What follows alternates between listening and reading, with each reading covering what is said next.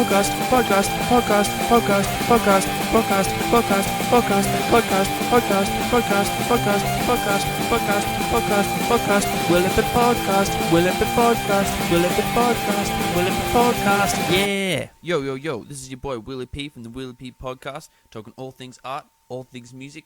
Hope you enjoy.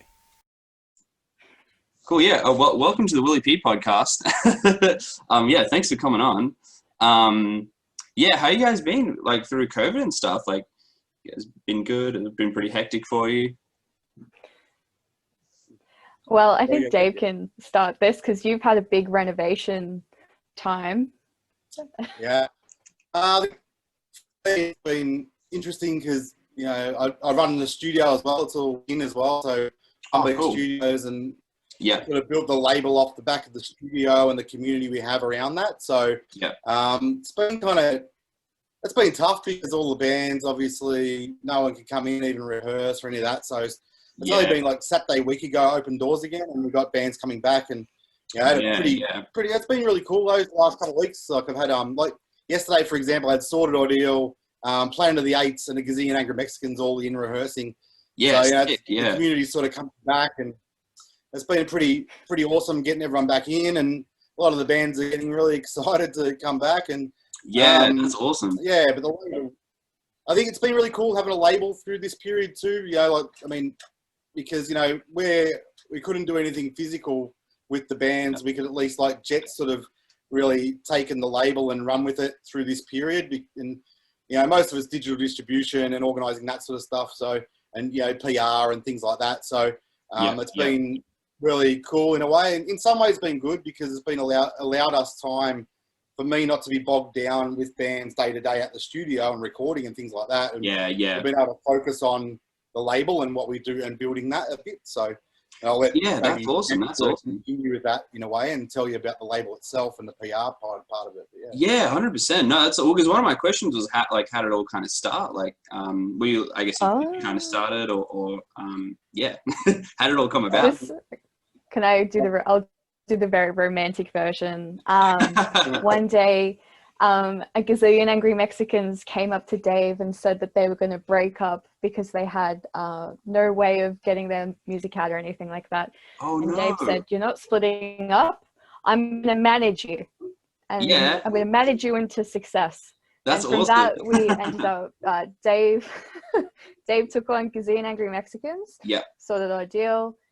Sarah Edicher, now known as Howling Mountain, and Dave Arden. Yeah, cool. So from our four original managing thing, we were like, oh, well, we could also be a label and release their music. So then that happens. We released Dave Arden first at the beginning of the year, and then Sorted Ordeal. And then we were like, oh, there's all these other bands at the studio that say that they're going to split up because they have no support in Melbourne. Oh, maybe we can release them as well. So now we have, I think, 13 bands. That's awesome. Congrats. That's so sick. Because were you guys in bands around the same time, like, it all kind of started? Or you just kind of knew a lot of people? I was in a band called Ground, who did reasonably well, unsigned band called Ground up until 2005. Yeah.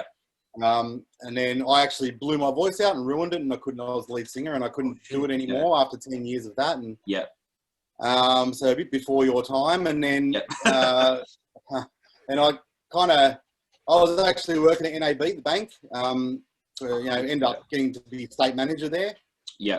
So I kind of did my yards there and did about 15 years at NAB and built up a bit of money, obviously, and all that. And then obviously decided that I wanted to get back to what I loved, and I got a package handed out at the NAB and got the golden handshake and said, I'm going to go do what I love again. And I built the studio, and I think it's really about, for me, it's about community. Like, we've really pulled together an amazing community of bands who love each other, get along really well. It's a small studio. Awesome. It's only one recording room, 3 rehearsal rooms essentially. So I can have 2 to 3 bands in at a time. And because of that, you know, we tend to build a really great culture because everyone, you know, unlike the larger studios and the larger rehearsal rooms, you don't really get to talk to each other. Whereas with us, you kind of really get to hang out, and it's all word of mouth. I've never advertised, you know. So you kind of get the bands that know each other, that bring other people there and love what we do. And I guess everything we're doing now with the label, it's all been about yeah, like Jet was saying before, it's been about, you know, bands kind of coming out of a need from the band saying, well, we're doing really well around Melbourne and we've got our supporter base and all that, but how the hell do we get to the next level? How do we tour? How do we, you know, get known really at the next level? And we sort of said, well, all right, I love the idea that we go from, you can come to 1B or Headstone and you can rehearse, or you can, you know, record, and we do world-class record. A lot of the stuff we're releasing, we've recorded and produced ourselves in-house. Yeah, because I was having a look at some of the stuff, I was like, damn, this is tight. Like, it's sick. Yeah. I'm really proud of the production of it. I think there's some amazing stuff coming out of there. I haven't produced everything, like, but it's all been recorded at the studio, and everything Gazian's done's been there, and, you know, Rattleback recently, and, you know, that was like recorded in one day. We produced it in one day. Yeah, that's awesome. Yeah, they're rad, hey? Like, I love those boys. And, you know, I'm pretty stoked with the product. So then it was like, well, how do we then go to the next place? And, you know, so I sort of, you know, con Jet to come in from Baked Goods, and I got a couple other really people conned on me board. there. And, You really conned me. So when you talk about like everyone coming from bands, I'm the one in the label that doesn't have a band. I don't play music. I have a guitar. That's cool. I'm one of those people that just likes making noise music. So I'm not really sure if Dave's into that. He's never going to release my why not? Shreddy. But I come from a background of community radio, community television, and then I did Baked Goods, which is now known as Baked, and they also have Cook Up as well now. So yeah, I went from doing what you're doing, I guess, Will, interviewing bands, interviewing people. No, that's awesome. That's awesome. And yeah, now I have a label. So yeah, I've been in the community since I was like 16 though. Yeah, that's awesome. Did you do like a course or anything like that, or did you just kind of learn it all yourself, or like? I did a television production course when I came straight out of year 12, but I won't say that helped me in any way. I just got involved with Sin. Oh, yeah. Got involved with Sin, and then so shout out to everybody that's there. I'm old now. But I think that sort of community of musicians just always respected their fans. So I was like, happy to support them in any way I could. So awesome. Having a label is like the ultimate way to support the bands, I think, is like what I've come to know now. No, that's really cool. That's really cool. Did you guys like obviously grow up in high school, like listening to this stuff, and like and when did you start going to local shows too, like teenagers, or like when you turned 18, or my first gig was my first big show was Simple Plan at Festival Hall. Oh, sick. Rip Festival Hall. And Rip Simple Plan, I guess. Yeah. But yeah, that was 2007, and I was like 13. So just since then, we had like freezer events, which is now the Push, and they always ran heaps of stuff. I grew up really east side, so yeah. No, I think that's how the Push. The Push was the first organisation of that, and I actually worked for the Push for a couple of years before it, and then it became Freezer because the Liberal Kennett government came in, and they saw that the Push was a Labor initiative, so they changed it. Push still existed, but more as a head office in a way, and then so I worked on Pushover and stuff like that, and at the head office, and then Freezer was kind of the local one, which was more Kennett's. Wanted to take over and make it look good for himself. And then, it's interesting that the Push has now kind of come back and taken back over from, now there's a Labor government back in again now. So 100%. I've got a long history with that stuff. Yeah, my band used to play at the Freezer events at EVs and all that sort of stuff as well. And that's awesome, because it's like a really big part. Like, I mean, for my band as well, like we got to play at St Kilda Festival, and we did all the Battle of the Band stuff, and like it seems like it helps like young kind of kids coming up like a lot. It definitely helped us. So it's awesome. Absolutely. It's true. Where do you get your confidence from if you don't play live? Yeah, it's one of those things. 100%. Yeah, where you're finding a community as well. It's really great. That's a big thing about what we're trying to do too. It's about, I think I spent 15 years in bands going into rehearsal rooms, and here's your mic, off you go, and no one really gives a crap. And whenever I walk through the door, you know, every day I kind of, it's going to sound wanky when I say this, but I kind of always remember those days because, you know, our band did really well. We did tours with Jimmy Barnes, Screaming Jets and Motor Ace, all those sorts of bands back in the day when they were all peaking. And, you know, we did heaps of really good tours, and for an unsigned band, we did really well. But I always look back and go, imagine if we had, like, what we're doing now for bands. Like, imagine if we were rehearsing at 1B and there was, like, someone like me helping us to go to the next place. Like, how much better or quicker we would have got where we were going. And, you know, it's, I think, what we're trying to do, I think, is be super holistic and say, okay, well, you know, we can help you from early days. We've also got Rusty from Electric Mary, the singer of Electric Mary. He's come on board. He's working out of the studio every day now. He's in artist development. So he, instead of paying me rent to have an office there and do his own business, he's doing artist mentoring. He's now going to be working with our artists on the label for free. Oh, cool. That's a part of paying his rent in a way, right? Yeah. So there's a whole bunch of those things. We also got Chris Marrick on board, who is mentoring Jet. He's one of the best PR guys in Australia. Which I'll get Jet to probably elaborate a little bit on. But so it made it really cheap. If you went to Chris Marrick, you know, like directly, not through us, it's probably going to be $2,000 to $4,000 somewhere to do your PR campaign for a release. Whereas with us, it's a fair bit cheaper, and Jet's doing the work where, and Chris is mentoring that. So we've got a whole bunch of people around who are super experienced and supporting us. You know? Yeah, that's awesome. That's awesome. No, that's so cool. 'Cause, man, I wish, like, man, it makes me want to, like, start a label or something. Like, it's cool. it's has you know what? It's so funny. Yeah. Oh, sorry. Keep going.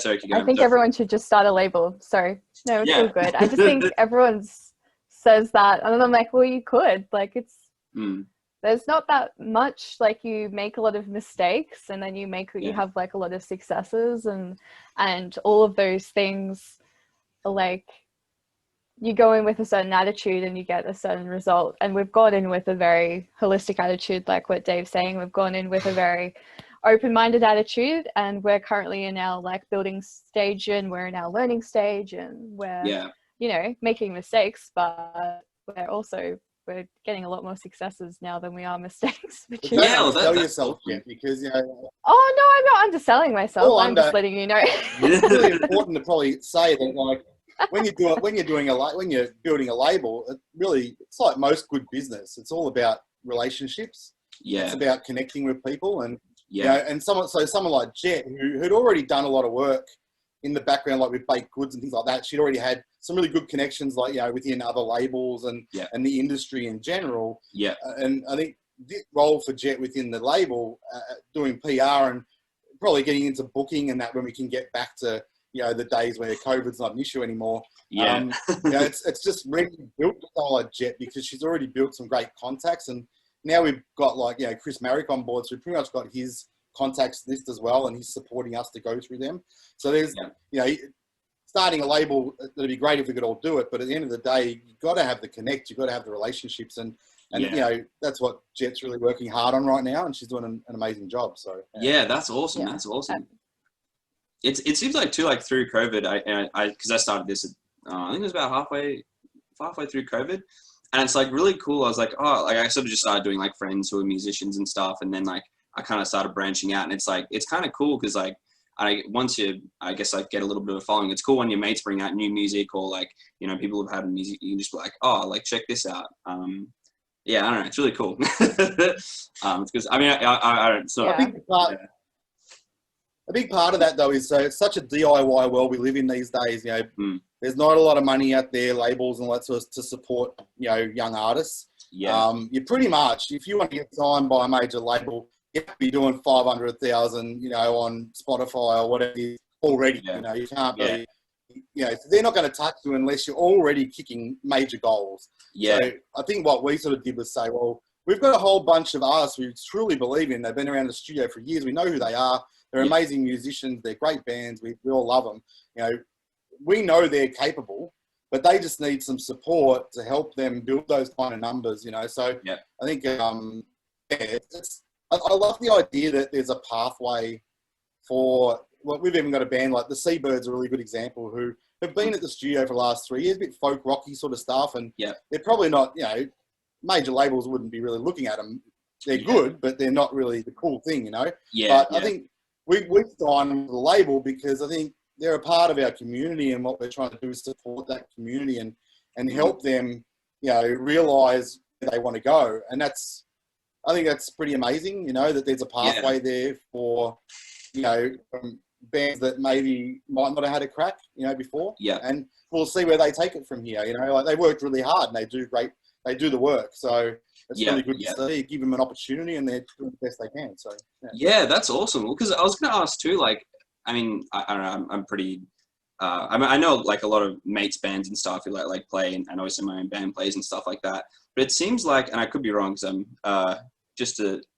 I'm pretty new to it all. But like, it seems like nowadays, like a lot of bands to, I guess, get more notice, they have to do more, I guess things like doing different kind of merch or like podcasts and stuff.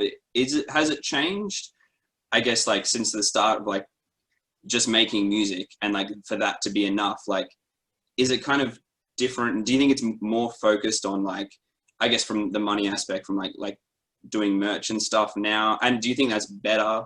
Because I guess it forces people to be more creative, but at the same time, I guess it's harder to get money from it. But yeah, I guess it's kind of a hard question. It is. Yeah. No, it's an interesting one. I think you've made a very astute observation. Yeah. Especially in, I will say that Melbourne bands in particular at the moment are having an absolute riot with pre-order merch, pre-order like limited edition, like clear vinyls and all of that kind of stuff. The thing about like doing that is that you keep 100% of the profits. Like a label will not take any profit away from that. So doing all of that kind of stuff is really, really smart for a band, because you are making, what is it, like 0.004 cents on a stream, but you're going to make $20 on a t-shirt. So it's like having all of these like limited editions and like custom ideas and all of that kind of stuff are really, really good ideas and like really, really interesting things to look into. Obviously, they're not feasible for a band that's just starting up. So you can look at like other fun, interesting ways of getting your music out there, like music videos, podcasts, obviously. Teskey Brothers had a really, really good podcast for their album. But yeah, it's just, it's a free-for-all. Yeah. I'll say that. You can do whatever you want. It's an interesting world. Like I can probably refer back to how it was before, because I was in bands when we didn't have that. So in 2005, when our band broke up, we didn't have Facebook, Twitter, none of that, man. Like, you know, I sound like an old bastard now, but it's true. Like, things have moved so quickly. You know what I mean? Like, we were doing email lists, you know, and I was on dial-up, you know, back then. So, you know, even downloading a song would take 3 hours. Like, it was a totally different world when I broke up our band, or our band broke up. So, there's some real positives to it. I think one of them is that you have the ability to connect with anyone and anyone, you know, everyone and anyone. But the tough part is, though, it's cutting through, because there's so much out there. I think the figure is there's like 26,000 songs loaded up to the internet every week. Oh, damn! That's a true figure, like, so. Yeah. That doesn't surprise me. But that's like, still crazy. Try getting your song on your band to actually stand out. You know what I mean? Like, it's tough. It's a really hard gig in that way, where you have control over it, but you're also going to find it really hard cutting through. So, that's the challenge, I guess. Yeah. Wow. No, 100%. Did it change a lot, I guess, from, I mean, it probably would have, like, through streaming and stuff? Like, did you guys notice, like, I guess with your band, like, getting kind of impacted by that? Or I guess because you had a fight scene in Melbourne, maybe. It's totally different now, you know, like, and again, I think the other part of it too is, you know, there's probably a long answer to this, but it wasn't streaming and the internet that kind of ruined it to start with. It was things like Australian Idol and things like that began in 2001. And that's when it really started going wrong, because what happened was the labels decided they'd stop giving 5 years. That's why all the bands that you really still hear of, like, you know, Killing Heidi or Grinspoon or Body Jar, any of these sorts of bands that they're still around now, and you still know them because, you know what? They were the last group of bands in the 90s that had proper record company dollar behind them. So yeah, that's a good when point. 2001 hit and Australian Idol began, then the record company said, oh, well, we've got ready-made artists who the whole of Australia know already. We're just going to give them a 1-album deal and we'll get the guys next year again. So they stopped giving 5-album deals. They stopped looking at developing their artists.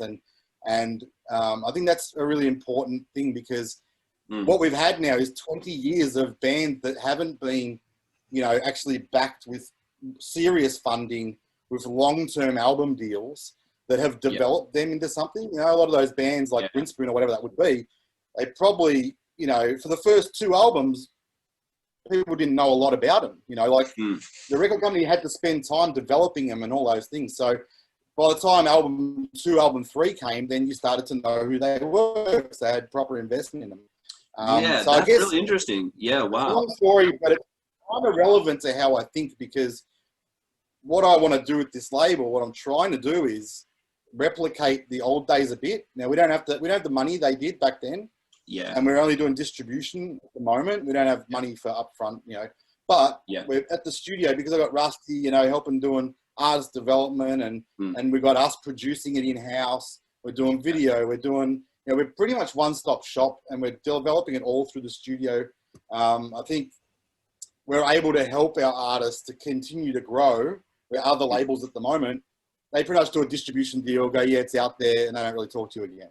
Yeah. So we're not doing that. We're still speaking to our artists. We're getting Rusty involved to develop their music for the next release. And that's awesome. There's a long-term plan to help our artists continue to grow and develop, which is what the old school labels would do, and they'd spend a lot of money on it, Yeah, wow, that's cool. I'm talking, but it's kind of where I'm at with it all. It goes to the heart of what we're trying to achieve and be our point of difference with what's happening in the market right now, if that makes sense. That's really cool. Yeah, it's cool too. You guys focus a lot more on, and I'm not too sure what other, I guess, bigger labels focus on, but it seems like you guys focus a lot more on your community.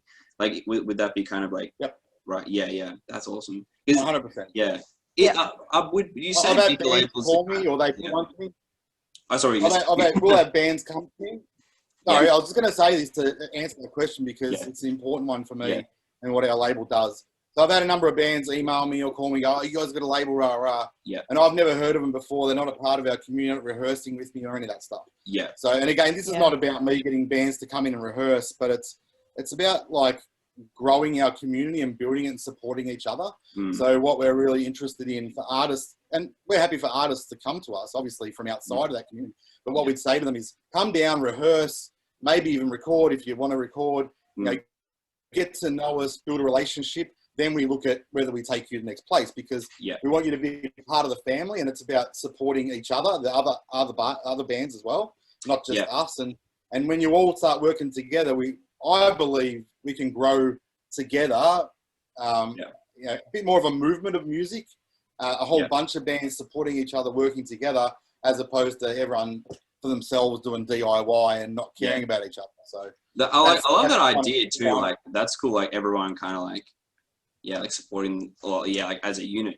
That's awesome. It seems I feel like it'd be so hard to just be all right, we're gonna try and I guess do this ourselves with I don't know, not really knowing too many other bands. I don't know, just trying to get big on the internet with not knowing people. I feel like that'd be a really hard thing to have to build a scene.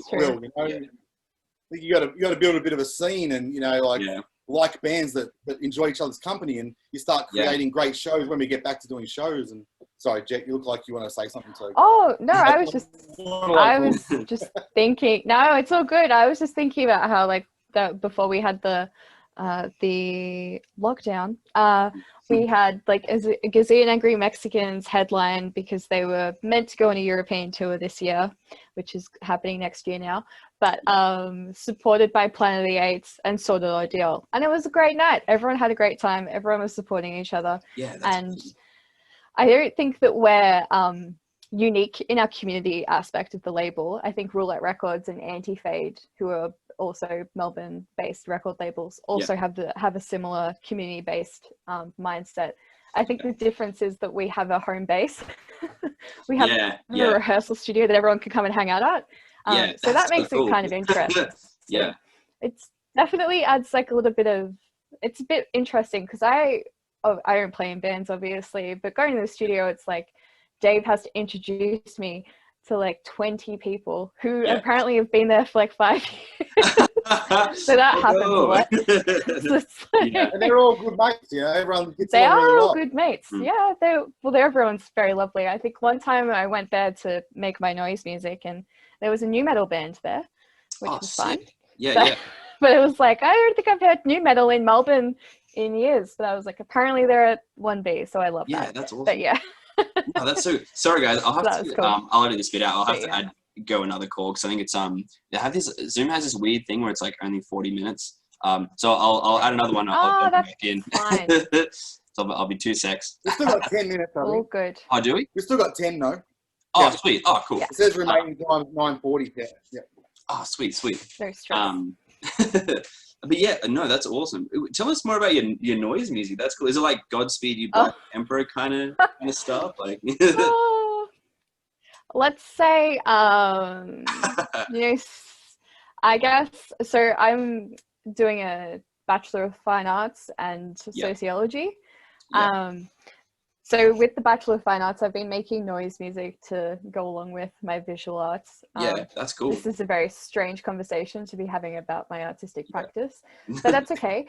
So recently I did like a spoken word thing underneath like a whole bunch of like intense guitar tone, and we made like a track out of breath and stuff like that. So I suppose because I don't come from like a technical background, I just utilize the cube amp and fuzz pedal, and I can kind of like cube amps are great. That's awesome. Jarring, whatever jarring thing I want to make. But yeah, I think it's an interesting thing to add to something that I've been doing for years, if that makes sense. Like the music and noise stuff is relatively new to me, but it's been very interesting. It adds a different dimension to a whole bunch of stuff. So that's cool. That's cool. I was going to ask too, as a little bit off topic, but like, is there a scene in Melbourne for like noise stuff? Like, because I haven't really, I would like to like find new artists and stuff like in Melbourne with that kind of weird stuff, but like, I don't really know. I'll probably just I haven't done much research, so I'm sure. I suppose. If there isn't, Jet will start. No. Yeah, I get it. Well, we can put some stuff in the description later on. It usually comes from. Yeah, true. It usually comes from artistic collectives and art collectives and stuff like that. So if you go to like a gallery show, there'll always be a noise musician there. It's sort of part and parcel with contemporary art at the moment.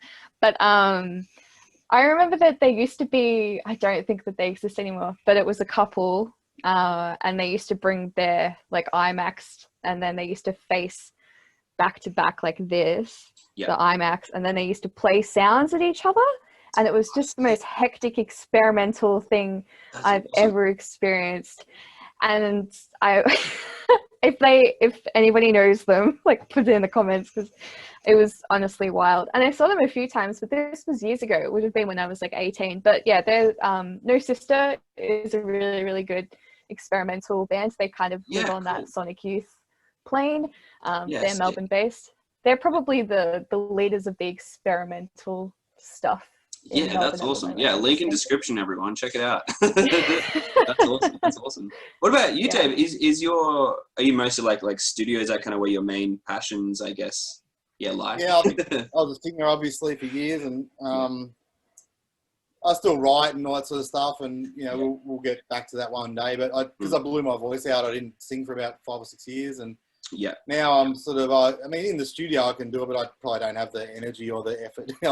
I couldn't sustain doing a gig anymore because I just haven't, I don't practice that anymore. But I can get up and I do get on and sing a lot of backing vocals and things like that on albums I'm producing and stuff like that, just to cut the time down and things like that and make sure we get it nailed quickly. But so I still get to be involved, and I obviously, as a producer, you feel like you're contributing to the outcome of the music, and having it's not my final say. Obviously, I work with the bands heavily and make sure that it's their music and their art, but support that and drive that and push that. Try and help them to see that there's other options and other ways to do things and try different things that they might not have thought of before. And I think awesome. These days too, because you've got the technology these days and the younger generation who are coming through with music and have only really know the technology you've got now. Yeah, I'm so lucky. It's ridiculous. You are, but the one thing, I think the one thing to challenge everyone out there a little bit on too is it's all really cool that you can do it at home and it's really creative and all that stuff. But the one thing you kind of miss out on, I can tell you myself, because I had it when I was there. When you go into a studio with a really good producer, they help to expand you. They help to, challenge you and drive you and push you and think outside of what you've got, that you see. So I think it's really important that young artists actually do get out and get into studios and actually work with people, because it's not just about the gear or the sound, which you do get a better sound usually at a good studio, but you're also getting the experience and the advice and the support to improve what you do and be better. Yeah, that's awesome. No, that's cool. Yeah, that's cool. So that's kind of what my passion is these days. And then obviously supporting Jet and the rest of the team that we have on board to grow the business to a point where they can make a decent living off it, which is, within about 2 years, I want to see Jet, as label manager and running Headstone Records and being full time to do it, Yeah, that's awesome. That's awesome. That's cool. When we have big plans here, Will, in the Headstone universe. That's all. Well, one of my questions is like what your goals are. We have big plans. Yeah, that's awesome. Do you guys have any big goals? Next year's a fun one, isn't it, Dave? Yeah. Yeah, this is tough because you don't really know what's going to happen. I won't go into too much detail. But, no details. We've just secured the land next door to the studio, and I'll be looking to. It's about a 1,400 square meter lot, and we'll be. Awesome. I won't say exactly what we're doing, but it's going to be a pretty major development on that site in a couple of years' time. So, yes, it's going to look pretty amazing, to be honest with you. Probably bigger than anyone out there is going to imagine. But when that happens, I'm excited about the next year and a half because, the guys all know where I'm heading with this and the development I want to do and where I want to take it. Yeah. I want to be the best studio in Melbourne, hands down. I want to be the best label, independent label, hands down. So, next couple of years are really important because it's about continuing to build our community and all our contacts and as a label and for PR for Jet. And then once in 2 years' time, when we get the new facilities and everything we're about to do with the development, we're going to take it to a whole nother level. So yeah, hell yeah, that's exciting. That's we're in it for the long haul. That's awesome. That's awesome. Oh, that's so cool. Because, like I said, how did you learn all the, engineering skills? Like, did you do a course and stuff, or was there even courses? I didn't at all. It's called YouTube. YouTube stick. Same. I was kind of lucky for the fact that I spent 15 years in original bands as a singer-songwriter and kind of managed those bands and was heavily involved in driving them forward. And I think I always had a really good ear. And I think as a singer, it's interesting. I don't see a lot of producers who are singers. So, but I find it as a singer, I was just a singer. I never played an instrument when I played in my band. So.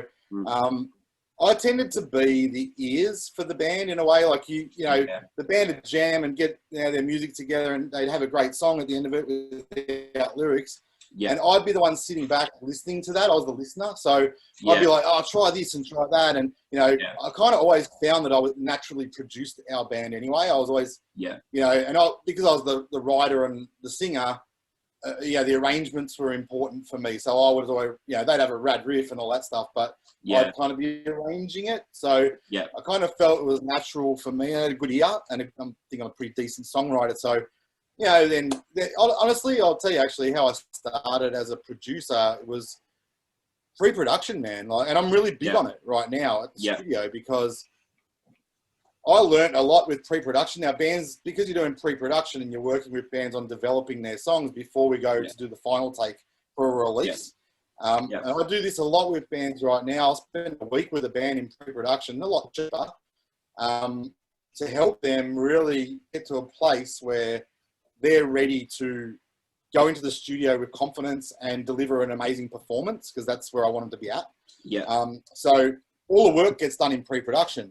But the beautiful thing about that is, because I started doing pre-production for Dallas Frasca, for who else did I work with back then? Dead City Ruins and bands like that. We were doing all their pre-production, but they wouldn't do their album with me because I didn't have the experience as a producer at that point. And I probably didn't have the gear either to support it.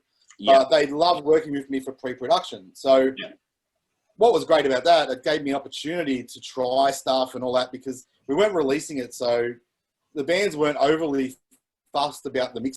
Pro is really important for bands. Like, it's about developing your music and, you know, not spending a whole lot of money on it, but getting to hear it back and get outside of it with someone like who actually knows what they're talking about as well, to push you in those moments.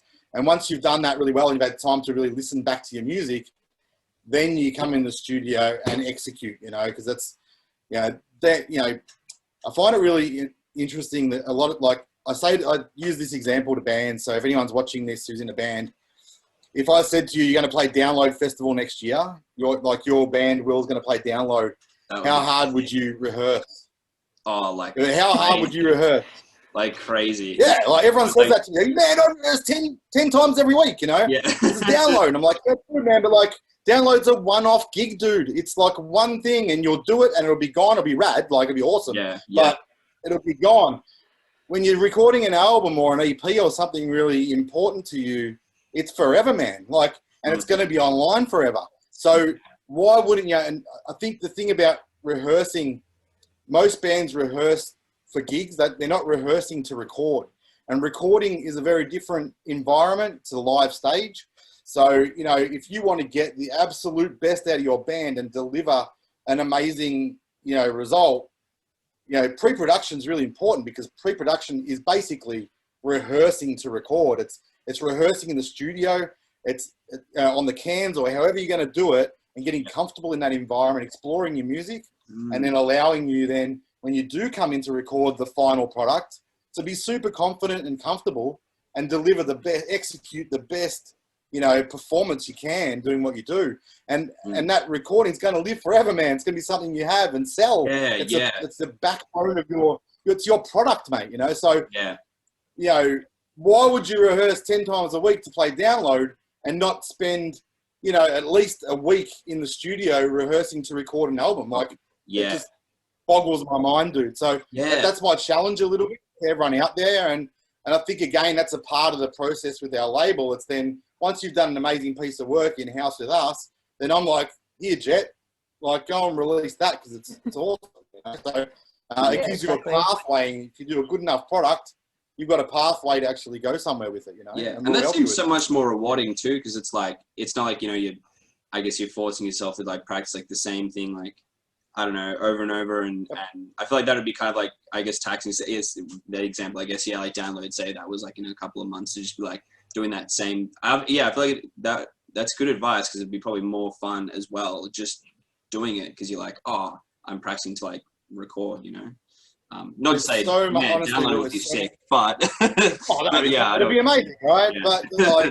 But there's so much in the studio that's different. Like bands sort of, especially bands that are new to the studio and want to record something, there's so much when you get in the studio that's different. And, you know, recording, you're hearing yourself the way you hear it, and all that is so different to rehearsing in the rehearsal room for a show or getting up on stage. And just, they're all different environments, and you need to give just as much time and effort to that environment as you do. It's probably my biggest regret for our band. We didn't spend enough time in the studio. We did a lot of live stuff, and every recording we did was a lot more expensive back then, to be honest. Yeah. So we'd be really well rehearsed. We'd go and execute an EP in 2 or 3 days. That's sick. With a good producer. And then you'd be done. Like it's done. We wouldn't be coming back 10 times. But now I work, like the Gazia Negra Mexicans album, I think we did 18 sessions for them. Oh shit! You know, so you know, bands. Sorted Ordeal. How many? Sorted Ordeal, mate. That album's been on for 2 years. I'm still working on it. So. That's such a good point. That's a beautiful thing. That's such a good point, because I mean, I went to Collards, I don't know if you guys know the University of Collards. They do like So you might know Will, the other Will. You know Will. Yeah, you know young Will. What is Will's last name? Will. Man. He's a like live soundy. That's his. Oh, like, he did audio. yeah. Okay. Do Yeah, you know it'll what try he's in? Yeah. I deferred, but yeah, I might know if I I saw think it. he I think he graduated. did one. Oh wait, Won a competition with Andrew Sheps or something last week. So yeah. Oh, I think yeah. If he's did he? yeah, that's cool. I might yeah. Anyway, Probably, sorry, yeah. Sorry. I digress. Wait, hey, he sounds pretty. If he's got the name Will, he must be pretty cool. That's awesome. Absolutely. Will from Collards must be good. Yeah, yeah. That's such a good point, though. You were saying before about like they had studios like very different. I remember like my band did a bit of recording in at Collards, and through like our course, like one of the things was to like record other bands as well. And it's like, man, like, because people like some people haven't even like played to a click before, or like, you know, it's such a different thing. And I guess people are probably used to like, I don't know, maybe like, not to say that, I mean, you know, obviously it's good to sometimes have imperfections, but like to kind of like have that raw like live thing, which is great. But then like, yeah, like to try and get it like everything, like really sit down and get everything perfect is a very different experience. Well, no, I think I'll just say one thing about what you just said. So it's not about being perfect either. It's about being comfortable in the environment. So I'm actually really, really, really big on live bands recording live together in the room. Our, you know, the 1B Studio and Headstone is all set up to record albums live together in the room. It's kind of my thing. Yeah. I think I'm probably as good, if not better at it than most people out there, and my room's set up perfectly to do it. Yeah. But there's still things, yeah, you may need to use a click, you may not. There's all kinds of things that when you're in the rehearsal, or when you're in the studio room and hearing it back and that performance in that moment, that you need to get comfortable with. And it's a very different, you know, space and, you know, how it feels and sounds and all those things as it is to playing in a rehearsal room. So yeah, you just need to give it a bit of time and get used to that, you know? Yeah. That's true. I feel like it'd be easier to judge yourself too, like, because you obviously hear yourself back when you play live, you're like, oh, cool, like it's done. Like you don't really go back and be like, oh, that's what I sound like. So it's probably like absolutely that aspect too. Yeah, that's where you get with pre-pro. You get to hear that, and you listen back to it. And as a group, you talk about it, and then you go, hey, maybe we should use a click. Maybe we should speed it up a little bit here. Maybe we should slow it down a bit, or whatever that is. Right? You work through all those things, and then you go, all right, we'll book in next week and we'll record it properly. But you all know exactly what that is. You know what those things are you got to work on. Yeah. And you come in and deliver that, you know. So it's a really important part of the process. I think a lot of bands these days don't really work with. So yeah, 100%. No, that's cool. I was going to say too, and I guess this is kind of a tough question, but like, have you guys had to, or seen, is there anything I guess you can kind of see in the future ways you have to kind of evolve I guess the label, like obviously because of COVID and stuff, like that's kind of messed things up a lot. Like, I don't know, is there, yeah, I don't know. I guess is there any like innovations you guys have kind of noticed, or things you think are going to come up that you're trying to, I guess, prepare for, or are you just kind of like, I guess most of the stuff, I guess now it's like doing when it happens, I guess. But like, yeah, I don't know. Is there any kind of stuff you sort of noticed? I think the thing that I've enjoyed the most during COVID is the rise of Bandcamp. I like their revenue first Friday of every month thing. I think that that's genius. I think that Bandcamp's one of the best ways to be able to find new underground artists as well, because it doesn't play to an algorithm. It plays to collections, and it plays to like labels that you like and stuff like that. Rather than Spotify's algorithm, which is designed to keep you on Spotify, keep you listening and keep you happy. And Bandcamp's designed to challenge and all that kind of stuff. Like, we had great success with Rattleback on Bandcamp just through channels of hardcore punk, which hardcore punk community has always supported hardcore punk. Like, I'm not saying that they were never going to be discovered by the hardcore punk community, but I'll say that Bandcamp definitely made a really big change in that. I also think that the Isolate Instagram live festival that happens like every single weekend since the beginning of it was really, really smart, really, really enjoyable. And I think it's cute that all these people got to get on there and play songs for like 20 minutes and interact with community again. I think all of those social media enterprises and stuff like that had big budget and a lot of people that went into filming stuff obviously suffered a lot harder in COVID in comparison to us, I guess, because we didn't have this big production stuff around what we were doing. We do have Headstone Live, sorry, we do. But because of COVID and restrictions and stuff like that, our bands weren't able to come in and perform together. So having these like little acoustic performances and stuff from around Australia was this sort of like, validating community experience. Like, I'm meant to be at the pub right now, but I'm just gonna sit on my phone and like watch my friends sing a song. Like, this is that's nice. Awesome. Yeah. So I suppose like that kind of stuff has been really beautiful to see. Like, makes me all misty-eyed when I think about like how the music community like pulled together to be able to like support a lot of musicians and stuff that lost jobs and like lost. Most musicians make money from touring and from gigging. That is where they get the majority of their funds.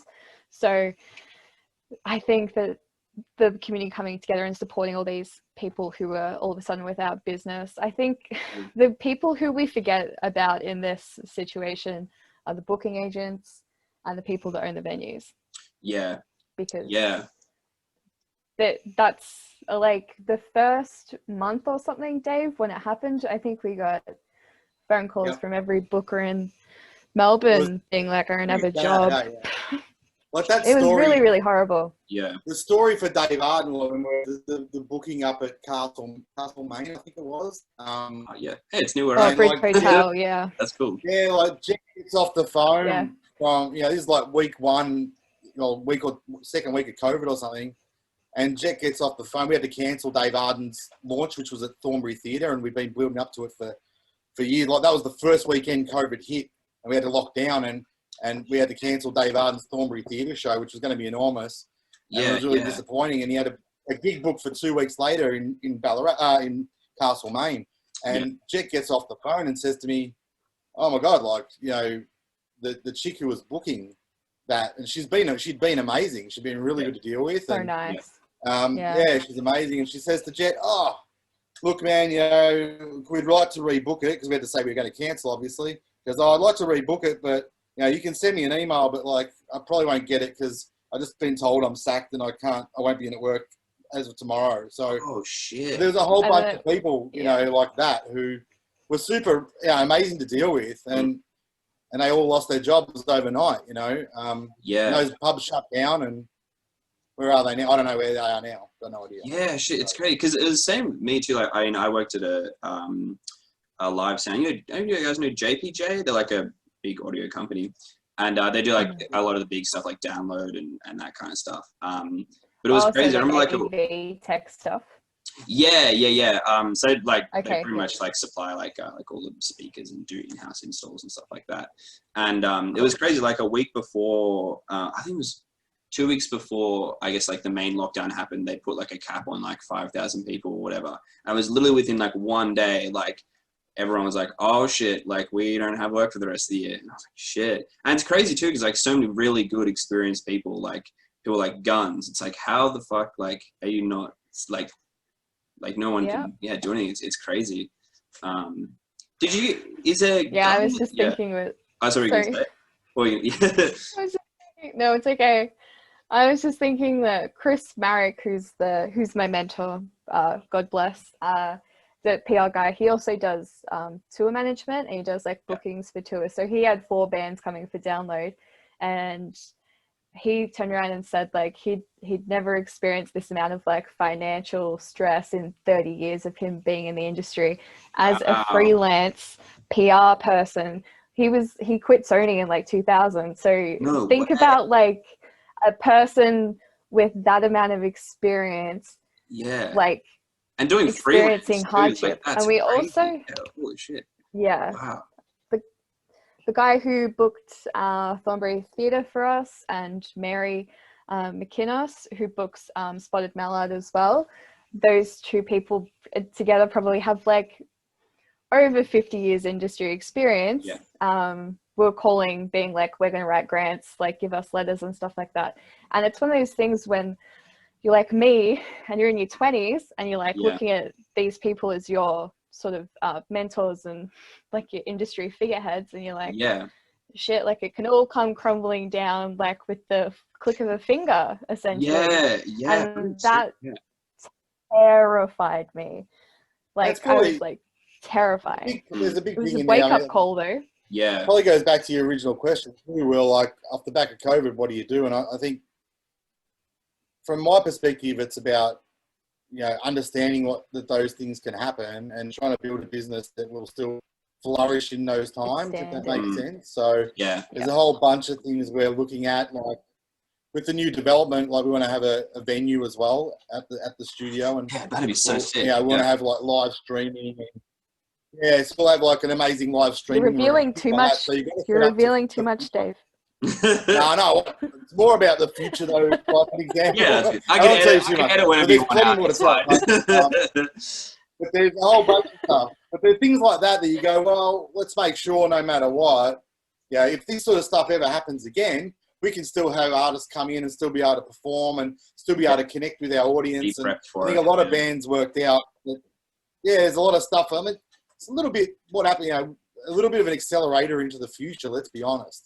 What we've just gone through a bit, you know. Yeah. We've all had to understand how to operate, you know. Even this interview, Will, back 5-10 years ago, we would have made time to come in and, you know. You guys probably would have had to come to my house. That's cool. You know, we would have done that for sure. Yeah.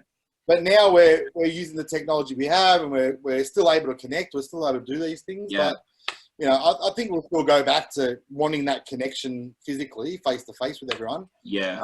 But, you know, I think there's going to be a lot of businesses, not just our own industry, but a lot of businesses that, you know, continue to adopt some of the things we've been doing through this period. Yeah. They're pretty cost effective, you know? No, 100%. It's a good point. See, I feel that way too. Like, I think if it wasn't for COVID, I probably wouldn't have started a podcast. I'd probably just be like, I don't know, trying to do more band stuff, I guess. So no, it's cool.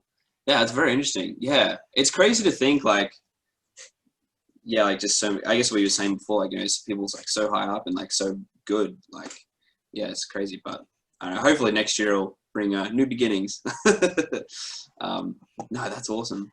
Yeah, a lot of those people just adapted real quick. Yeah. Like little fish in the sea. They were like, oh, I'm over here now. And I was like, oh, okay, cool. All right. Yeah. I think the tougher break for the people that are like my age and like my friends that still are in video media and stuff like that, it was just, like, well, I guess we're all on Zoom. Yeah. That's sort of it. Like, it's pretty, I don't know. I think back to the beginning times of this whole thing and I'm like, we made it. But it's like, we don't know. Yeah, 100%. We don't know what's around the corner, but obviously things are looking a lot brighter. People are coming out of their shells again, which is lovely. Yeah. I think our goal a little bit too through this period, you know, when it first started, was to also say, well, there's kind of two kinds of people. I think in COVID, there's the people that say, stuff it, man, I'm just going to sit back and do bugger all because I can't do anything. And there's also the people that say, well, there's an opportunity here. Let's keep growing and building and try and be in a better position than we were before. Yeah. There's a whole bunch of bands, honestly, man, when we're talking to them for releases and stuff, who said, no, we don't want to do it, man. Like, we'll just wait till it comes back. And like, you're probably going to lose a whole year, man. You know that, yeah? Yeah. Oh, yeah, it's okay, whatever, man. I don't care because we don't want to release unless we can do gigs. But then we were sort of pushing a whole bunch of bands. Like, Rattleback's a great example, you know, like, to just release it, man. Let's get it out there. Like, there's a captive audience out there, you know, that we can be connecting with if we're smart about this. And, you know, we don't need to shut up shop. We can be doing things through this period. And it's important to grow through this period. And I believe we're going to come out the other end of it ready to kick some real goals, man. You know, like, we've set up a whole bunch of stuff during this period. I know how hard Jet's been working, you know, behind the scenes and connecting with people and building the PR section and things like that. And once we're ready to get back to doing shows and getting our bands rolling again, I think we're in an amazing position to take advantage of that, you know? Yeah, 100%. It's cool too. Like, a lot of people, I mean, I definitely are, like my band's like online stuff or on Spotify and stuff, and a few of my mates' bands too. Like it seems like their kind of online presence or like a lot more people listening to their stuff like over COVID, which is really cool. So it's cool, like at least when you kind of come back, like people will still be listening to your stuff online anyway, like to come back into it. True. Yeah, that's awesome. Just make sure it's quality. People are going to be, make sure Yeah. it's quality. Oh, damn it, Dave. No, there's people in their room, here. in their bedroom with their acoustic, and it sounds crap. Like Dave the has guitar's too loud, or they can only hear the voice. Or Sometimes people like that. I don't know. No, Don't yuck on other people's young, Dave. Well, I know, like I think like Rusty's a really good example of that. So Rusty from Electric Mary, who's obviously super experienced, like he will not do a live stream, man. He will not do it. He's like, I'm not doing it because he's seen too many really good artists destroy their brand over the last 3 months or 5 months, and he goes, oh, well, I'll only do it if it's going to be look and sound amazing. Like I'm not going to go there unless it is that. So which is a fairly fair point, man. Like you want your brand to be amazing, whatever you do. You want to make sure you represent yourself well, Yeah, 100%. No, definitely. I've been like, because I've gone through like 5 jobs through COVID. It's ridiculous. Like from each like wave, it's just like, okay, I'm getting some new jobs now. But like, I've just been like putting like all my money into like studio stuff, which is great. I love it. But yeah, like it's definitely like, I mean, not to say that you definitely don't need like expensive gear to make a great record, but like I'm trying to, it definitely helps, I would say. Oh yeah, having a few nice microphones. Ooh, yeah. Game. I just bought a couple of everything. 421s, so I'm like, yes. Ooh, good choice. Good. Yeah. and good lines as well. Good pre's, man. Yeah. And that's the next thing I have to invest in is like plugins and all that juicy stuff. Facebook Marketplace. Sorry, hot tips. Nah, I'm just saying, go on Facebook Marketplace. People are getting rid of stuff left, right, and center. That is a good point. That is a good point. Yeah. I was going to ask too, like, if you cashed up right now, it's not a bad thing. What's that? Sorry. If you cashed up right now, it's not a bad thing. Like, there's a lot of people out there that probably been doing it tough, and they go, oh, well, I don't really need this bit of gear. It's a beautiful bit of gear, but I don't really need it. So they're probably selling up a little bit at the moment. So 100%. I've definitely been taking advantage of that. Probably too much, but oh well. Or someone like yourself, Will, you can just come into a really good studio for really cheap because I'll help you out with that, and you can record it there, mate. That is a good point. You give me a lot to think about. I'll show you how to use the gear, and you can, whatever you need. Oh, good. Yeah, that'd be sick. Dave's a businessman through and through, Will. 100%. I'll hit you up after the podcast for sure. I was going to ask too, how you guys, I guess, started getting into like punk or just like, I guess, darker music. This is a funny question because I'm the extreme metal fan in the whole label. Oh, hell yeah. I'm like, I live for grindcore. Like that's my jam. Like I am fully. They're awesome. Yeah, that's their sick. new album is so good that like made COVID for me. I was like, anyway, so they did a really, really good interview on PBS as well in relation to the new album as well. So anyway, I'm the extreme metal fan. I was speaking to a person the other day actually about how it happened, and Dave and I share a common love for Tool. Yeah, nice. Of all the bands, this is the band that we connect on. No idea why, but this is it. And I remember being like 8 years old and like sitting at like 4 a.m. watching Rage, and I was and like Stinkfist came on, and I was like, "What is this? What is this music?" I went to that tour.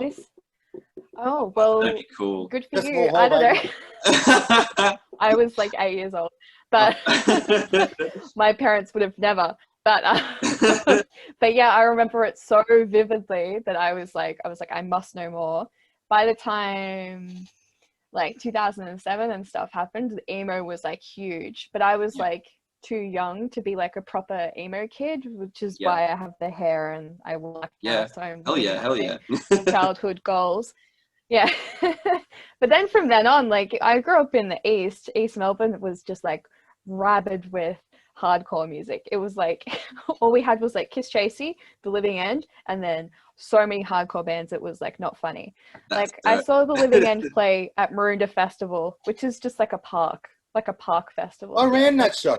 No way. You ran that show?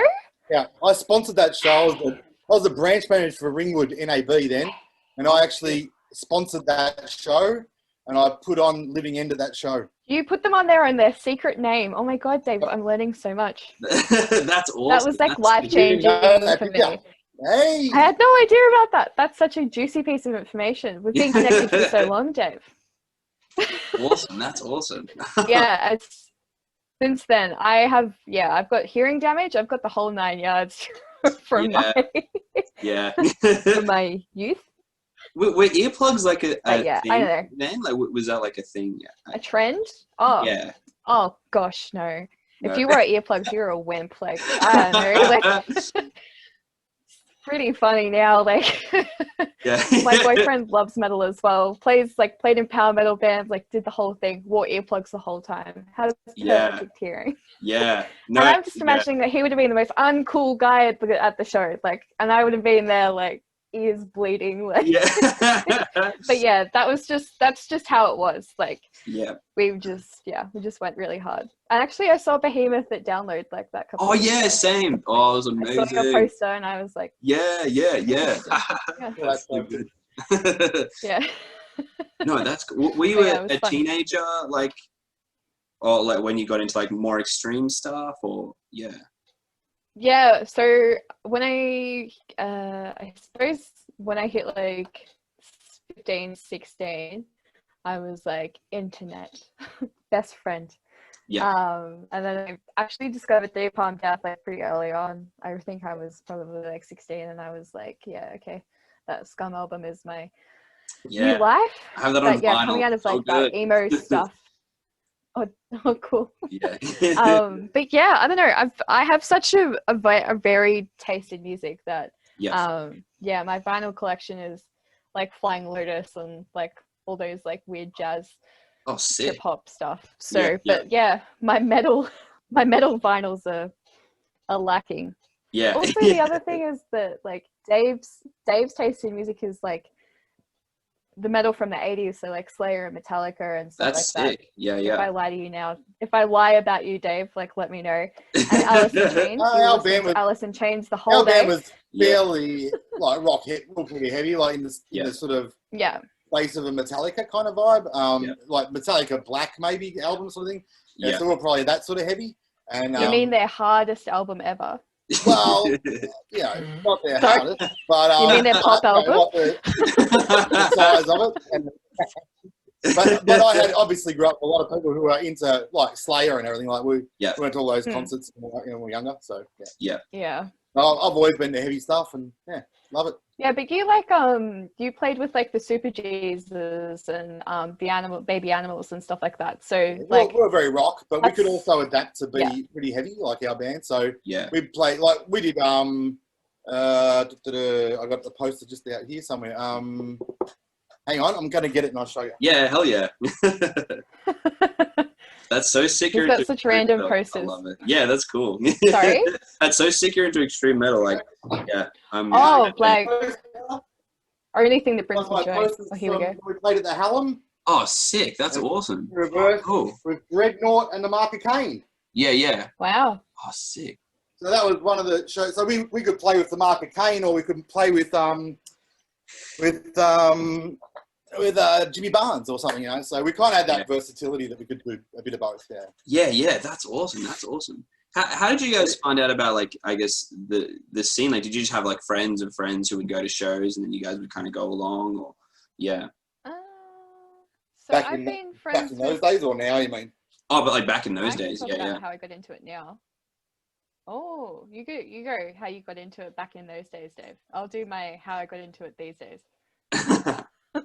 So early days, it was a really different world, man. Like, we didn't have the internet, Facebook, none of that. So, I know it's probably hard for you guys to imagine that world, but I think all you did was you had to you had a mate, like, you know, you just rehearse, and all we could do is get in a room together and play music. And then, you know, you meet another band who were mates with someone and whatever, and, oh, we're going to get a show together and put this on. And all of a sudden, you know, you had about 3 or 4 bands. You just, again, like, nothing's changed that much, man. You know, it's, the core of it is still get together with like-minded bands who have a really good scene together and work together well, and put on great showcases. Like, and then you sort of create a bit of a movement, a bit of a scene of people that know what to expect when they come and enjoy it, you know, and they all connect really well together. So, including the crowd, not just the bands, but the crowd themselves, they're all mates, and everyone gets along, and you kind of create this really amazing scene, and the best scenes are created out of that, man. It's just out of love for what you love for the music, awesome. You know?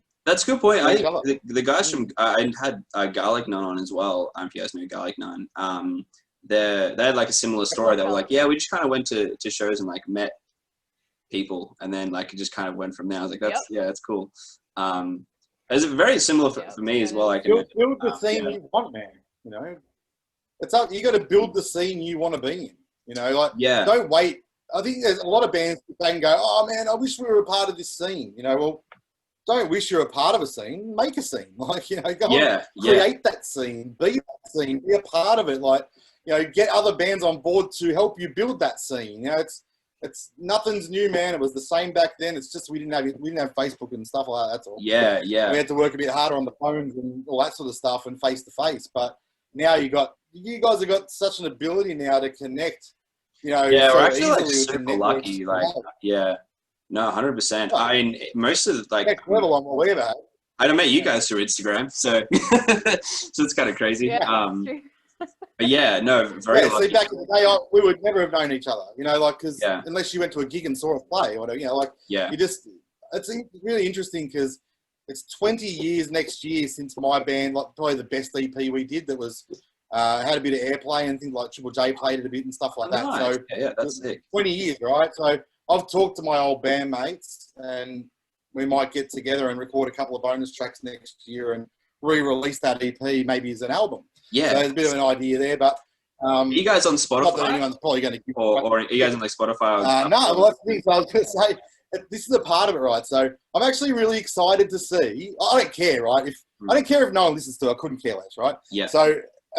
But it'll just be really interesting because when we played, I didn't have Facebook likes or something. I didn't know. We didn't have like 10,000 Facebook likes. I wouldn't have a clue how many people liked us because they might buy our EP and I never see them again. So I don't know. It's just a different world. So it's going to be really interesting if we release and then put stuff up on Spotify and things like that, or our back catalogue, how many people actually care. I don't know. Maybe they do, maybe they don't. But, you know, we play like hundreds of shows in Melbourne with heaps of bands that people know, and it'll be really interesting to see how many people get on and go, oh, cool, that stuff's up, you know. So yeah.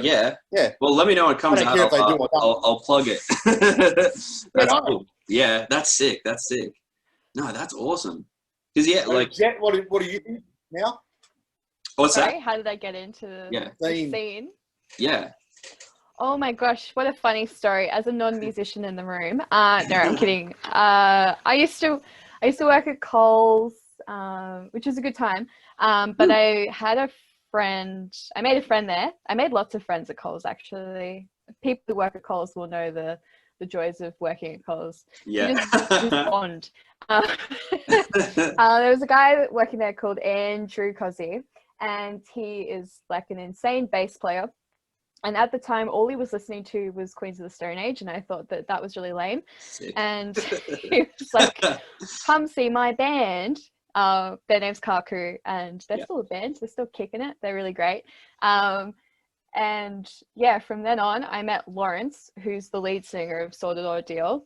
And then I met Sarah. And then from there, it was just like, oh, here's Gizzy and Angry Mexicans. Here's this band. Here's this band. And it was just really like a natural sort of thing. It was sort of like, oh, I had this one friend and then I had like 20 friends that were all in like the one area. And then we were all hanging at the Brunny. Oh my God, the Brunny. That was like the place to be if you like made rock music at the time, especially like heavy rock. So yeah, it was pretty funny. I was just like, oh, so random. Like that's just sort of how it happened. And like Lawrence and I have been friends for I don't know, like 6 or so years now, I think. And like, Yeah. I manage his band. So Yeah. the relationship That's so cool. progressed. That's awesome. That's awesome. Yeah, that's so cool. Yeah. Because I'm kind of got into it through, I mean, I was into, because from Macedon, it's kind of hard to, Macedon's like a small town. I don't know if you guys know where it is. It's like an hour. It's all good. We know where Macedon is. Yeah. We leave Melbourne. I'm at the bottom of the mountain. What's that? Yeah. Hanging Rock and all that. Yeah, that's it. Yeah. Almost. Yeah, well, like 15 minutes from there. Yeah. Yeah, it was kind of hard. Like, I mean, I was lucky. I had a mate who was like super into metal, who's in my band as well, and like a lot of punk stuff, and a lot of the guys I went to school with were like into like a lot of indie rock. So I kind of got the big mix of punk and indie and metal and everything in between. But it was kind of hard because it was like, how do I like?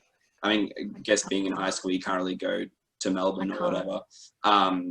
And then I got a like a what do you call working experience like thing at a record. So you guys know Off the Hip Records? They're like a garage rock label as well.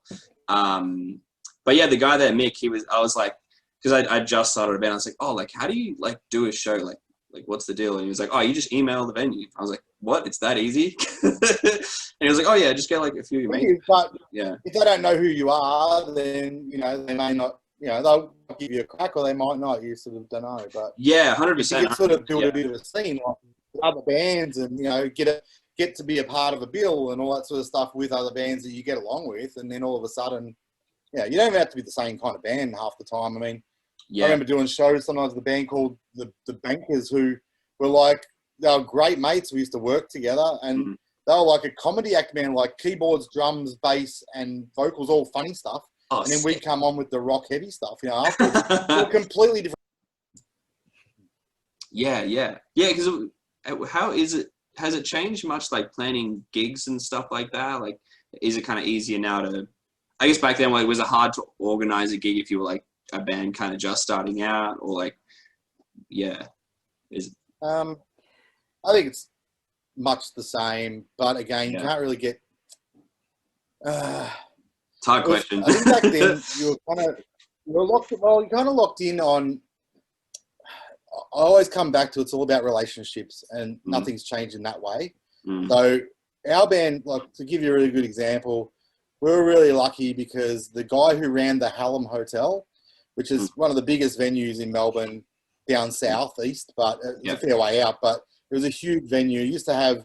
I don't know what they're doing much now, but they used to have, Jimmy Barnes, Screaming Jets, She Had, Motorway, all these great bands coming through, right?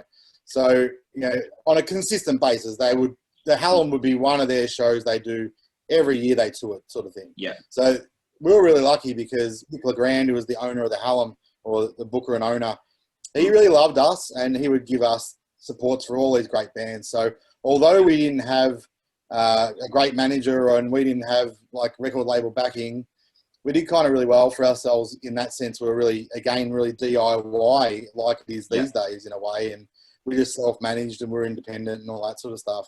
Yeah. But obviously if we had someone supporting us and helping us, I think the difference is these days, like we were saying before, it's about being able to cut through, because there's so many bands out there doing so many things, even from kids in their bedrooms recording amazing sounding stuff, and loading it all up to the internet. So it's really hard to cut through and be recognized for what you do. And I think another thing that appealed for me to be a label was that, I guess people kind of get sick and tired on Facebook. We all do, of everyone pushing their own barrow. So when you're a band trying to, we're the best thing out there and we're doing this and we're doing that, it's constantly coming from the band. And that's really cool. You got to do it. I'm not saying don't do that. You have to. But I think it's really awesome for the wider community to see a band get, driven by someone else other than themselves. So when Headstone are out there going, you got to listen to these guys and these guys and these guys, what that says is we're endorsing that. We're saying, these guys are good. And a lot of the time that means for industry or anyone else watching, they're going to say, well, okay, there's a label actually believes in these guys, so they must have something good going on for them.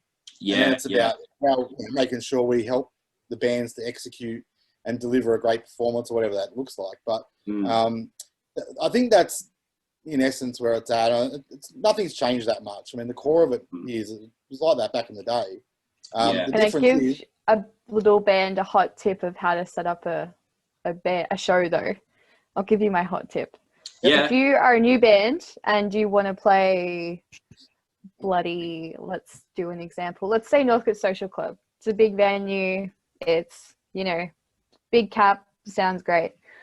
Look for bands that you like and put forward to them, hey, we're a new band. We'd love to open for you. And I want to be the one that puts this show on at the Northcote Social Club. So you go to the Northcote Social Club and you say, hi, I'm this band, but this big band wants to come and support me. Would you consider having me? And they'll be like, oh, yeah, maybe on a Thursday night. And you just take it. You don't care. Yeah. Just the thing that people have to, not people have to realize, but a lot of bands realize, when people can gig again and all that kind of stuff, play as much as you can live. Test new songs, play old songs, play covers, just absolutely go hard. I think a lot of people get stuck in set lists and get stuck playing with the same bands. I think if you, like what Dave's saying, if you want to have the scene, create the scene. If you have a band that is the top of your scene, of course they're going to support you.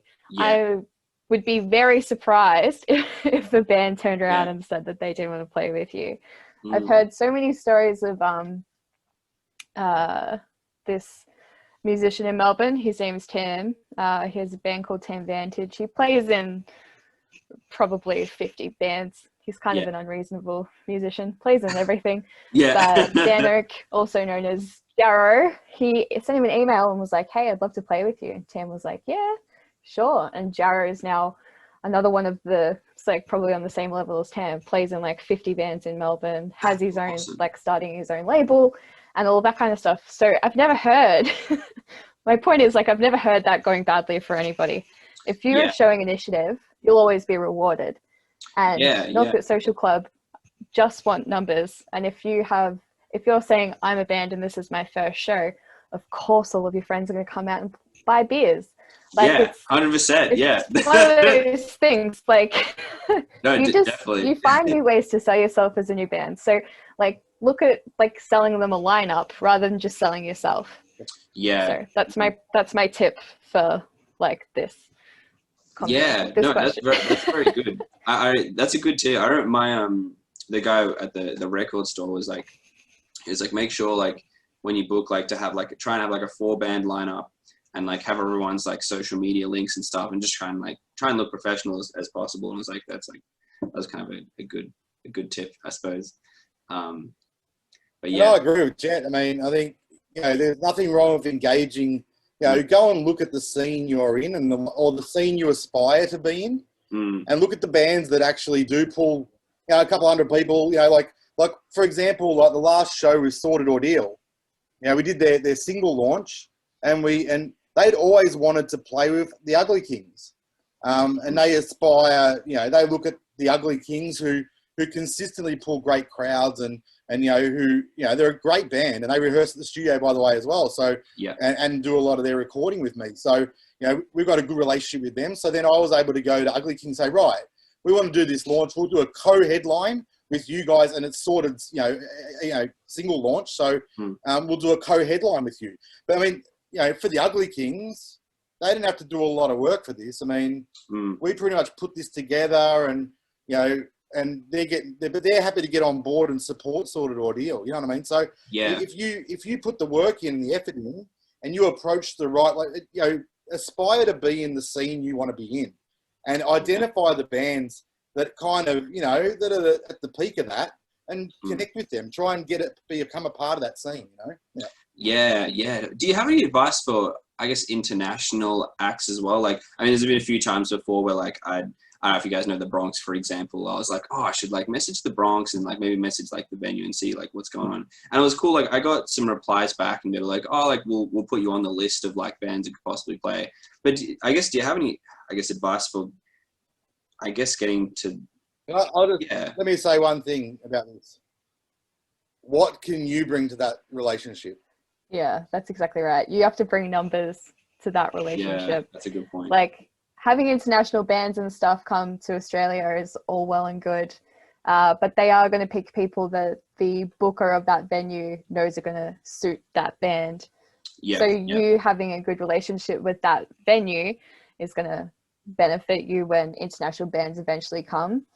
Having a good EPK, which is pretty much your electronic press kit, which just states your likes, last show, how many tickets you sold, the Spotify streams and all of that kind of stuff. If you give that to enough bookers and stuff when we come back into the world, then you'll be at the top of everyone's brain as well. Yeah, which is important for these you gotta things. think about what you can bring to that relationship. Like these guys can pick and choose whatever band they want. You know, if the Bronx come touring through Melbourne, why would they give you the show over someone else? Like, what are you going to bring to that? What's going to make you stand out for them and a lot of the time, again, it is something like we were talking about before. You know, have a look at the venues they'll play. Have a look at all that sort of stuff, and maybe you build a like I said, our band did really well because we had a great relationship with the Hallam, and a lot of those big bands went through there, so we were able to get on those bills. And because we were good enough when we played, so we tended to then get other shows on the tour. So when Jimmy Barnes would come through, we got the gig because Mick LeGrand loved us at the Hallam. He gave us the show, and we were the only support for Jimmy Barnes. But then Jimmy would he liked us. And then he'd do a show at Fountain Gate.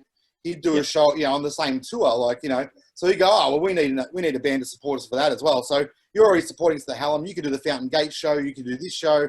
And we ended up doing pretty much all the Melbourne show for Screaming Jets, for Jimmy Barnes, all these bands. Whenever they came through, we kind of do all their Melbourne runs because, so you've got to have the ability to back it up, and you've got to be good enough when you do it.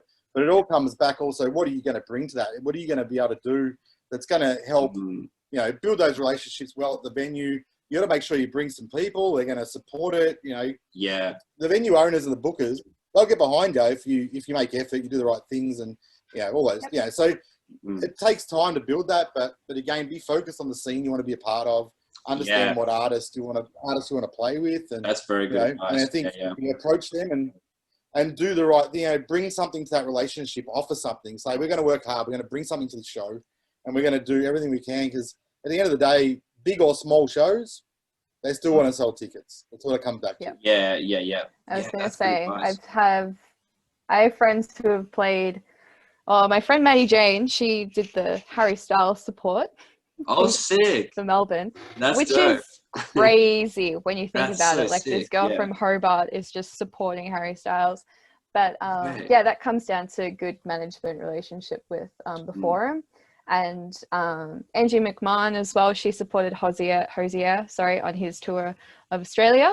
So that's also good management relationships and stuff like that. Also, like, you've got very brilliant singer-songwriters who have, a pretty decent amount of streams and stuff, and are just like constantly on the brain of these people. And it's like a good test for those big venues as well to see if you could pull a crowd.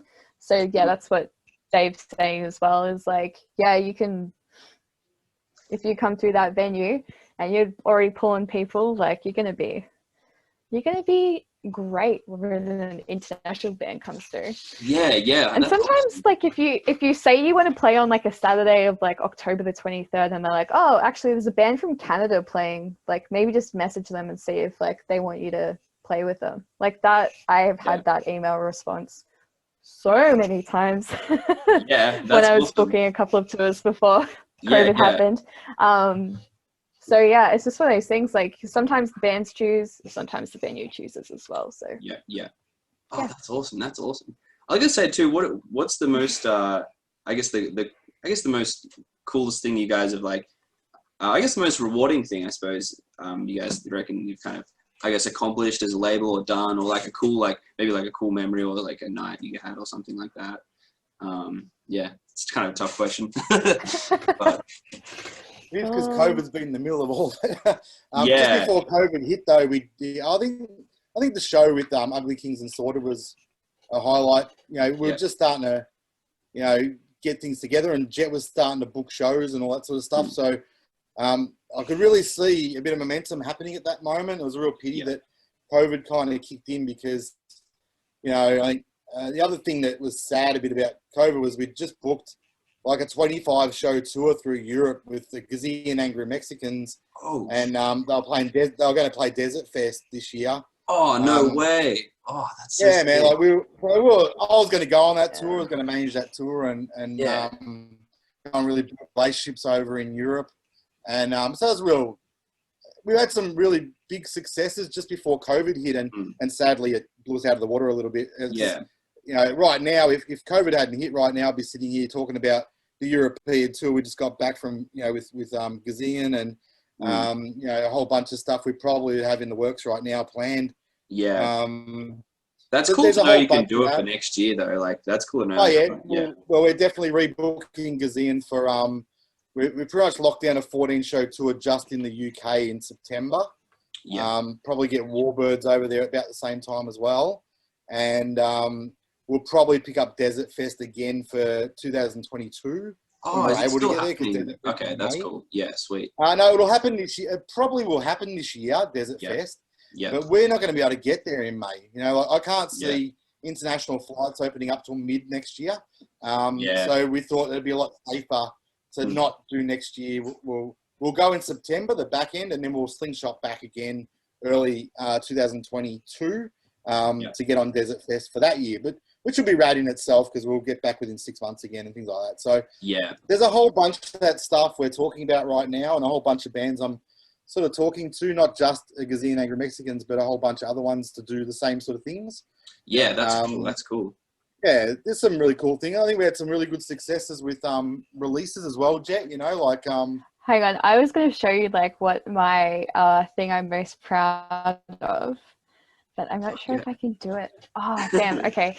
So, you know, on Spotify, at the bottom, it says, like, the copyright of, like, whoever it is. Oh, yeah. Saying copyright Headstone Records. Oh, shit, that's so sick. That's, like... Every single time, like, a new thing comes out, and I scroll the bottom of that, like, little, just to see that it's all there, and I listen to it through. That's professional as hell. That's so sick. That's awesome. Headstone Records thing at the bottom of the bottom of, like, all those releases, and, like, hitting, like, live on Bandcamp, like, and that little email goes out, like, I just.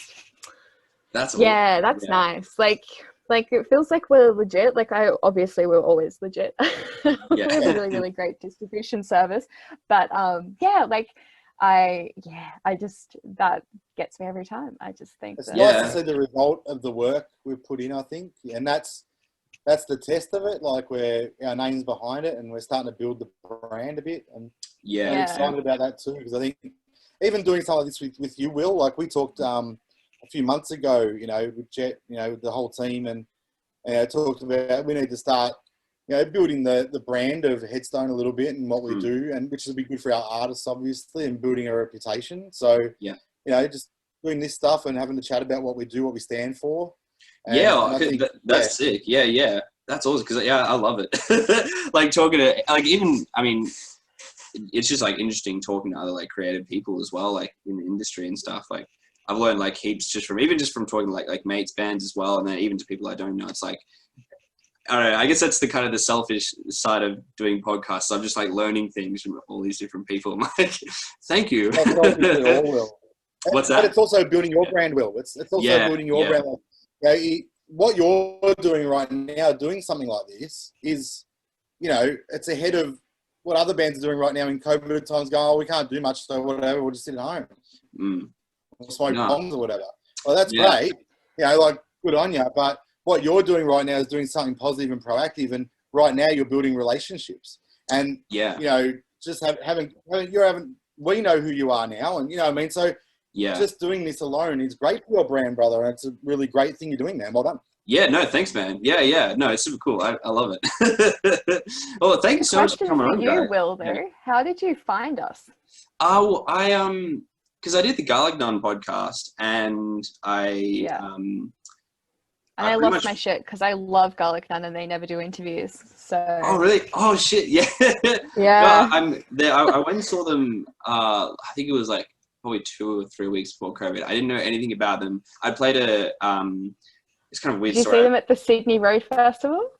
No, I saw them at the Bendigo Hotel. They opened with Wolfpack. Ah, I was there. Oh, you there? Oh shit! Yeah. Oh no way. Because yeah, I hadn't listened to much of their music, and then they have that like crazy not many clothes on get up thing, and I was like right in the mosh, and I was like, oh shit, what is happening? And then I kind of been like a fan ever since. And then, but yeah, once I got them on the podcast, I pretty much went down like all the people who like liked their post. Yeah, and I just like follow. Okay. I know I saw it like you had the like your record things. I was like, oh, sick! Like, let's check this out. Yeah. And then I was like, oh shit, this is mad. So that's cool. Cute. Oh, that's good. Okay, that's nice. Yeah. I was just wondering. I was like, oh. So at the moment, like we obviously have a lot of people that know us and stuff like that, and they know the bands that we have as well. But yeah, I was like, oh, someone's in my DMs. Like, Yeah. No, that's awesome. Yeah, and I dig like Rattleback and stuff as well. Like I think after I discovered this, the label, I was having a look at some of the bands, and I was like, oh, these guys are sick. I haven't seen them live yet, so like hopefully when they played 3 shows before they recorded that album, and then COVID happened. Oh shit! Yeah. Damn. They're so like, new, like they really have to think about Rattleback's. Yeah. To be honest with you, they kind of came to me from another band I was producing who are related to, like, it's like a brother-in-law kind of thing. Yeah. The bass player, Rattleback, are related to one of the dudes in Sun Traders who we've released as well. And their EP just dropped yesterday. And cool. Yeah. Honestly, dude, like I was blown away by him, man. Like so we recorded that whole album, like 10 songs or whatever it was, in one day. And I mean, I probably had it mixed within, I don't know. It's just all live in the room, man, done together in one takes and stuff. We did a couple of back overdubs, like just to fix things or whatever that was, but pretty much what you're hearing on that album is virtually one take from end to end. That's awesome. Man, they're just cracking dudes, man. I love the boys. They're just lovely dudes. And when we started talking about doing the label, I'm like, look, I know, no one really knows who these guys are. Like, but I just reckon I got a great vibe, just really good dudes, and just one of those bands I just had a really good feeling about, man. And so I kind of pushed a bit to Jet and said, "Oh, check these guys out," and talked about a few of them. We just all fell in love with them, and they're just rad boys. I think I sent their stuff as well to our booker in Europe, and out of all the stuff, of all the bands I sent him, he's like, oh, Rattleback are my favourite, and they're rad, they're so good. So I think, I'll probably get them on a European tour when we can do it and all that too. So that's no promises yet there. I think we'll make that happen for them. I'm excited about them. Yeah, that's sick. Yeah. Because I think I saw they had like a music video out, and I saw like a YouTube thing. And I was like, yeah, this is sick. Yeah. We've done like 5. We actually, about 4 of them we shot and edited ourselves in-house. So actually cool. 2 of them they shot and edited, and 3 of them I shot and edited. So we did 3. We shot 3 of those video clips. Yip, Lipazana Girl, and My House. Shot them all in one day. Wow, and I just awesome. In COVID I edited them all. Yeah. And so they're just one of those bands like we just recorded the whole album in one day. And I shot 3 of their videos in one day. That's it. They're cool. Because I was going to ask you too, like, if you, I guess with recording, because obviously they record stuff pretty quick. Like, it seems like whenever they make my own stuff, like the best stuff I've made, I've just like smashed it out in one night. But like, it's weird. Like, it seems like there's something to like just doing something like really quickly. Like, do you think that's like a thing you've kind of noticed? Like the quicker it gets done, majority of the time it can be, the better it is, because you kind of just like. I think it depends on the band, to be honest.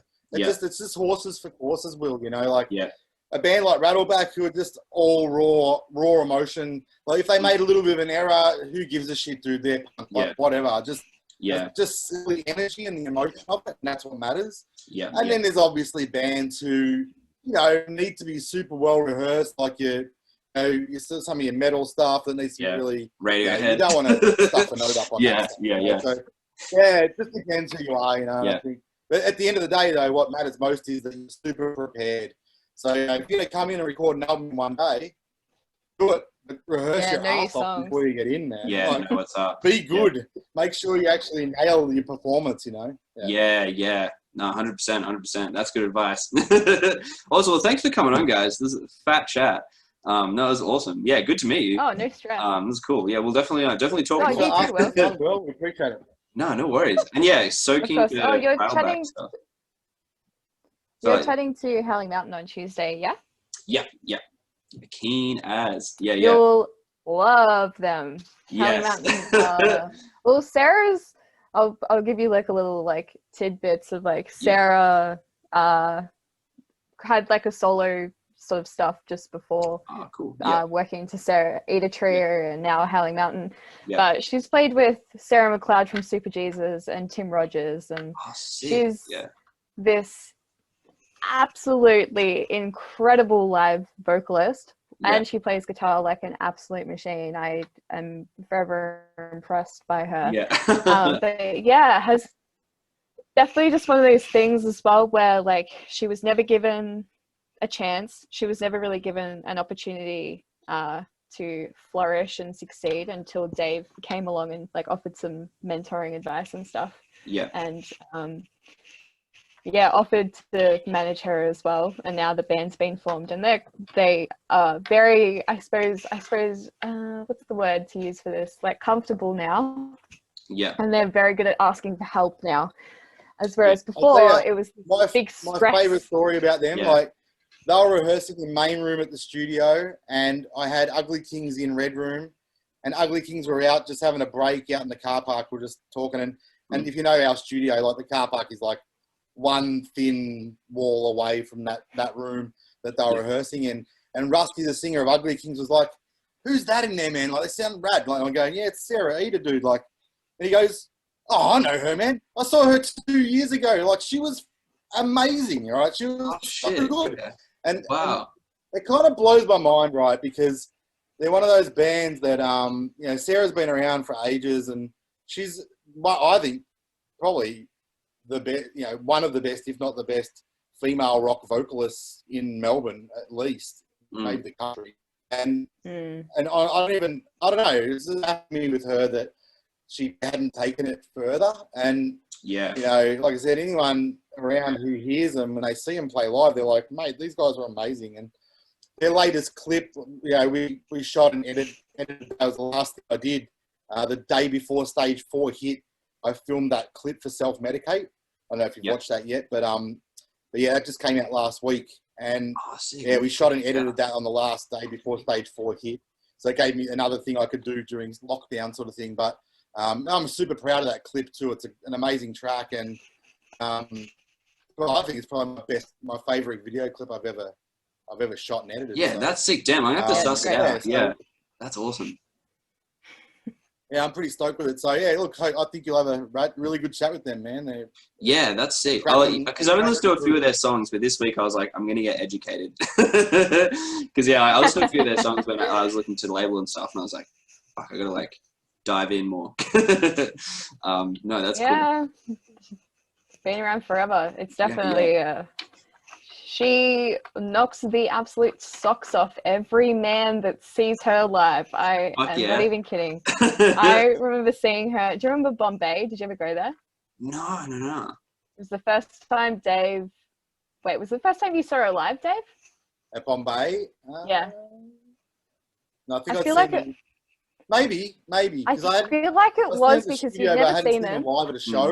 Before. So that we was were with like Kazim and Planet of the Apes. Yeah, that show. Yeah, and she opened, sick. and we were like, I was playing pool because that's what you do one day. Dave walks in, Sarah's about to start. Sarah starts playing, and the whole room goes still, and Dave is just eyes glued. Then looks at me and goes, "They're really fucking good." And I was like, "Yes, Dave." That's awesome. I know this. I've seen her at the Brunny 100 times. But yeah, it was just funny. It was just like she does that. She's just so spellbinding, and like the songs are all really, really great, and they're making new stuff now. So Yeah, it'll that's be awesome. exciting. We're about to start pre-production with them, so that'll be. We had to chat about that last week. So there'll be plenty for you to talk about, Will, because they've been writing a lot during lockdown, and I've actually got Rusty from Electric Mary on board mentoring them. So yeah, I have him in the room for their pre-production sessions and pushing them a little bit and trying to get the next level out of them. So yeah, that's awesome. Again, that's a part of what we're doing the label, you know. I was gonna say if there's any other bands too, like that want to have some fat chats. Yeah, I'm more than happy to have them on. Yeah. It's a big one, man. It's a big one. Yeah, sorted no deal. Busy Let me Mexican know. comes to mind at the moment because they just finished tracking their album, so Yeah, true. No, I was thinking awesome. sorted because they've got their thing coming out at the end of the month. Sorted, definitely. You need to have a chat with them for sure. Yep. Yeah, you'll cool, love cool. Lawrence. No, sick. Hell yeah, we definitely got a new release for them coming out. We're just getting it mastered at the moment, so there'll be a new release for them coming out. And I'm actually starting to mix their album at the moment, so the release will come out. And I'll probably have a few months to get the mixes done for the album, but the album's going to be huge. It's the album's been like 2 years in the making, and smashing plates and all kinds of stuff. So sick. Every moment we get a spin and we get Lawrence, we do something strange and weird. So it's been heaps of fun, that album, and looking forward to getting it done. But there'll be probably 2 albums worth actually we've done for that. So there's lots of material for those boys. Yeah, sick. But no, hell yeah, I'm keen as hell. That's awesome. We've got Eat the Damn Orange as well, so there's that. Yeah, cool. Yeah. No, hell yeah. There's a lot. I don't know. It's one of those things like Dave just collects bands and then says, Jet, we're putting them out. And I go, oh, okay, that's exciting. Oh, I've got a new one for you too, Jet. Who? It's not a new one for me, but it's an album I finished a while back. We still haven't released, and a band called The Bits, which is the ex-drummer from Body Jar. No way! Oh shit, that's cool. Ross Hetherington's it's his band, and I finished that album like, I reckon 2 years ago I finished that album. I've done nothing with it because they're slack bastards, but I was having a chat with Joshy just yesterday, Friday, and he said, do you want to release it? And I said, yes, I do. Let's do it. So we'll have a good chat about that anyway. So they're called The Bits. It's their second album actually, and I've recorded both of those albums.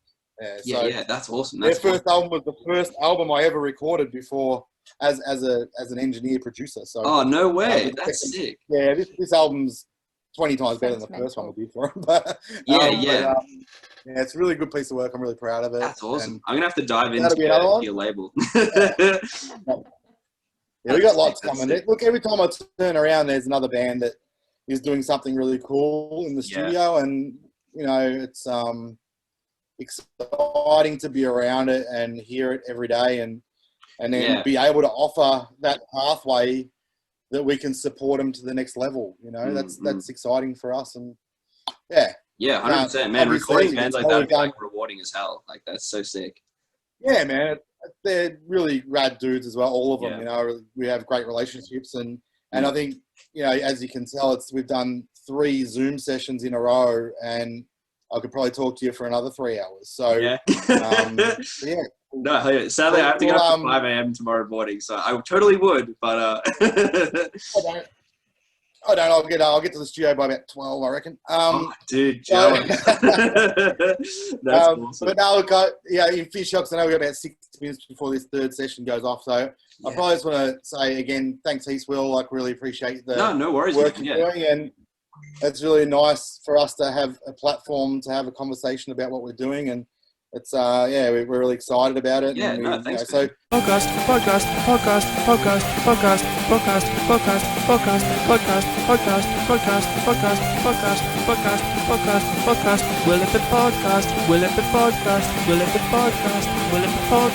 Yeah. Yo. This is your boy Willie P from the Willie P Podcast, talking all things art, all things music. Hope you enjoy.